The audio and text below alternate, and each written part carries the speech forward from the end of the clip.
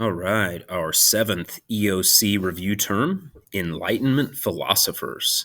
So, the Enlightenment was an era in Europe and eventually elsewhere in the world in the late 1600s and all throughout the 1700s.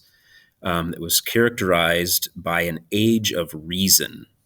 People began demanding scientific explanations for things that maybe they had at once taken just as a matter of faith or hadn't really questioned before. It's during this era that a lot of European philosophers like John Locke, Jean Jacques Rousseau, Baron de Montesquieu, Thomas Hobbes, names that you may remember from world history, would sit around and talk about things like what's the role of government, how many rights should the average citizen have, how much power should a government have, how do you prevent a government from becoming too powerful.